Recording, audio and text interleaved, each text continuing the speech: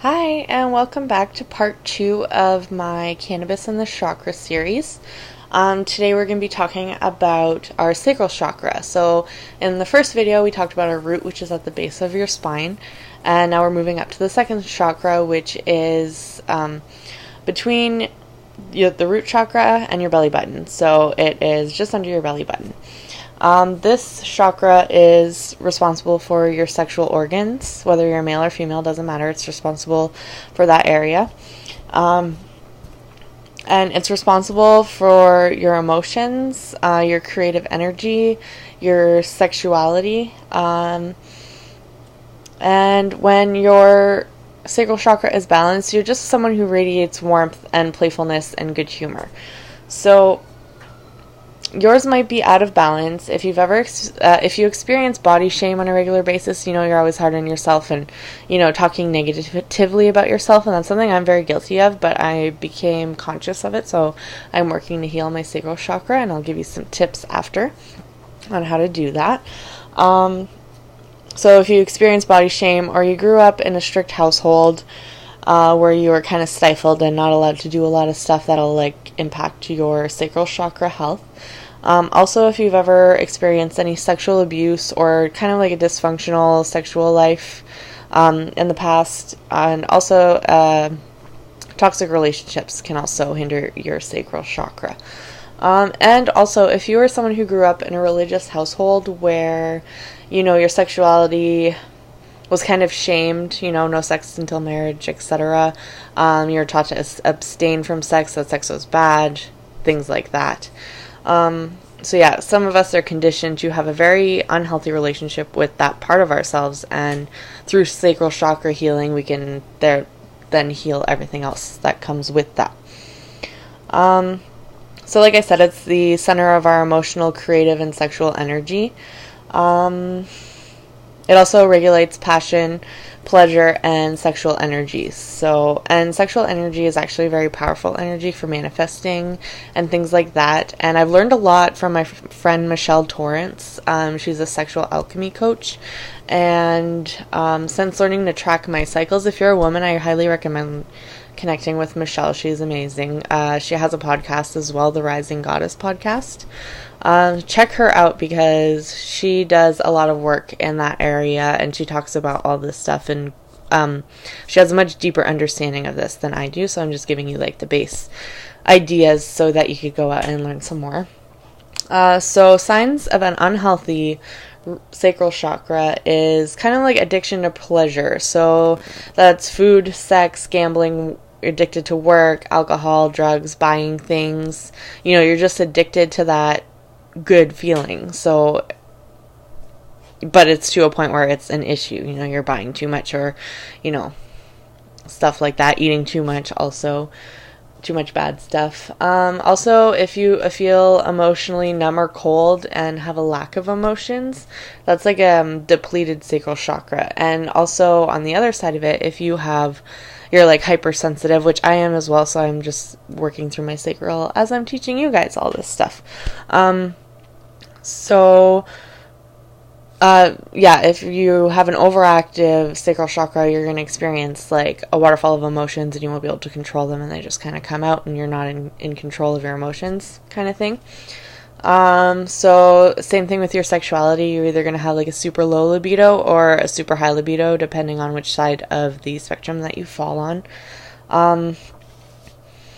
If you're kind of neurotic and you can't handle any spontaneous or uncertainty, you most likely have an unbalanced sacral chakra. Or if you're experiencing any problems with reproduction or infertility or impotence, and even menstrual issues, if you have really heavy periods or super bad cramps around that time of the month, which I was experiencing before I became aware and started working on that, you're going to have a lot of issues. So it's good to release any tension in that area so that everything else flows properly. If you're have no energy and you're always fatigued, that's another thing that I have that I'm working on as well within my sacral chakra. Or if you feel inhibited from expressing yourself, you have a hard time expressing your emotions, whether you don't express them at all or you don't know how to control them.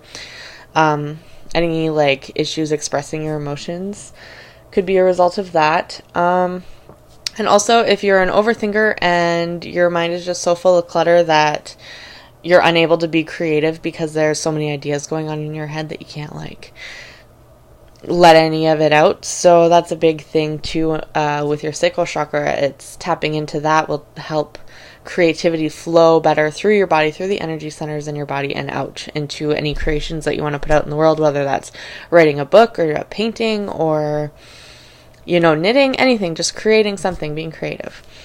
So what to look for in a healthy sacral chakra. So you'll notice when your chakra is becoming more healed and balanced that you'll feel a lot more comfortable in your own skin.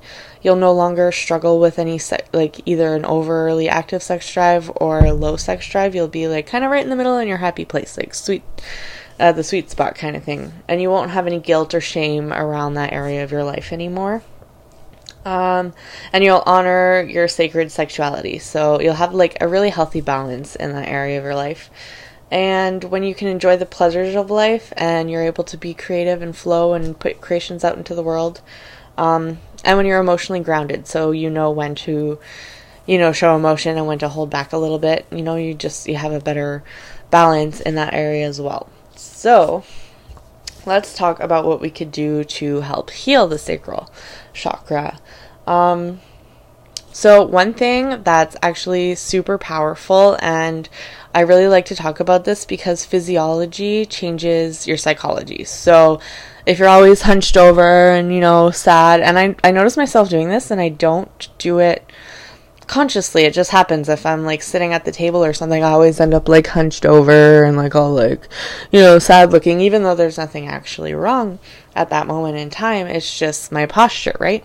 So I noticed that when you shift and you sit up straight in a more proud, confident posture, that your psychology changes. So your mood will shift and your energy will shift, and the energy will actually be able to flow through better. So a thing to practice is moving your body. So emotional catharsis. Actually, like, get up, jump, scream if you have to, cry. You know, like a 2-year-old throws a tantrum, throw a tantrum. Give yourself like 10 minutes or 5 minutes or even 2 minutes just to go and release all that pent-up energy. And stagnant emotions that are trapped in your body, like screaming it out and dancing it out, jumping around, punching something, or punch a punching bag, anything, will help you release all that pent-up emotions. So it's really important to do that every once in a while when you notice everything's getting kind of icky and stagnant. Also, creative self-expression. So actually making the time to sit down and create something, even if it's just a doodle on a piece of paper or, you know, anything that you're interested, just go out and create something around that. You know, go sculpt something or draw or paint or even photography, or build something. If you are someone who likes to work with their hands, go and make a doghouse or something out of wood. You know what I mean? Also, you want to identify your sexual blocks. So you got to work through those beliefs that you were kind of conditioned as a child. So like I said, if you were exposed to kind of really strict or, you know, religious things where there's a lot of shame built around sex, and a lot of, or if you were, you know, sexually abused, it's kind of, there's a lot of pent-up emotion there that needs to be released in order for you to have a healthy sacral chakra. So you kind of want to work through those emotions and actually feel them and allow them to be released through visualization or meditation, even yoga or catharsis. Like I said, if you have to scream it out, you know, you get to the root of it and then scream it out. So let it go. You also want to be mindful of your emotional triggers, and kind of just, the whole point is to kind of like integrate a new program, because as we grow up, we're exposed to everyone else's opinions and beliefs of the way they see the world, that we kind of create our own, surrounded on very limited knowledge. And when we can go in and find what's not serving us and release it and replace it with something that does serve us, like, it creates massive change in you, and it's permanent because you're like changing your programming. So if you're looking for that, I do some NLP stuff, and we could definitely work through any like emotional triggers and stuff like that, and I could do some exercises with you to help you release that kind of stuff. But there's way more that you could do also to heal your sacral chakra. I'll jump right into what kind of cannabis to use for your sacral chakra. So the root chakra, we used a heavy indica, and for your sacral, we're going to stay with the indica again, but you want a more relaxing indica, not something that's like super grounding, you know, super dense. You want something that's relaxing. A good example of a strain is Berry White, which is known for its relaxing, balancing, and euphoric effects. You want to look for something, you know, similar to that strain for working with your sacral chakra. And smoking a cannabis that goes along with the vibration of your sacral chakra, it'll amplify your intentions while working with it on a whole other level. Like smoking any type of cannabis is good and kind of expands your energy centers as well. But when you're literally doing this intentionally, smoking that strain intentionally and intending for it to heal your sacral chakra, it'll be that much more powerful. And I think that's a beautiful thing. And the whole reason why I'm sharing this with you guys. So you want to also, like, self-care. All of this kind of can be incorporated into self-care because you're taking care of yourself and you're taking responsibility for your own energy and releasing what no longer serves you and adding things that, like, build you up and create, like, a healthy flow. Color therapy is also really good for the chakras, and the sacral chakra is kind of orange. I have the chakra incense sticks, if you saw in my first video. So this is a good scent, also aromatherapy as well. I think it's kind of, I forget what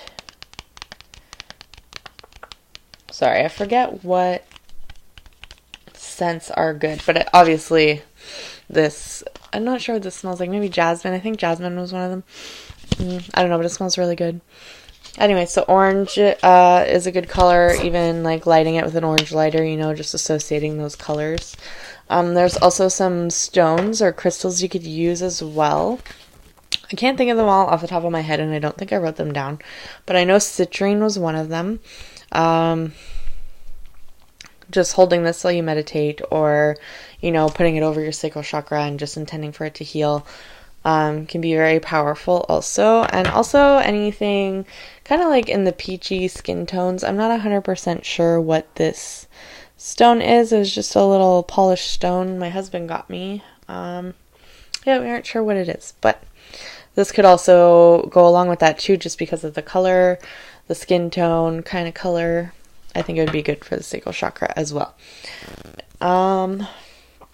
Another thing that you could do is do something spontaneous. Like go out and do something you've never done before, or at least something that you wouldn't do on a normal day. You know, just shake it up a little bit, do something spontaneous, have a little bit of fun. That can really energize your sacral chakra as well. Also getting sexually creative, so exploring yourself and like things that you like, exploring with a partner, you know, within healthy boundaries, and like exploring new things, can be a very powerful way of healing and trusting and, you know, just having a balance in your sacral chakra. There's a couple yoga poses you could do too. So the cobra, the butterfly, camel, and the goddess pose all help open up and energize your sacral chakra. So I recommend looking into that. And a couple mantras that you could say to yourself is, I allow myself to feel my emotions, and my sexuality is sacred. Or you could use anything along those lines that resonates with you. You can personalize it. Be like, I am a sexual goddess, for example. Just anything that really resonates with you and that sounds super powerful to you, you could use. Also, like I said in the root chakra video, visualization can be very, very powerful. And I'll probably show this to you in every single video just because it's a cleansing stone. And like I said, I do all my chakras from my crown to my root just to energize them. This kind of absorbs any negative energy. So if I'm focused just on my sacral chakra, that's where I will keep it so that I can absorb any negative energies that are stagnant in there. So yeah, that is all I got for the sacral chakra. I hope that you enjoyed this, and keep your eyes out in the next couple days. I will be posting our solar plexus, so we'll be talking about that. All right, see you on the next one.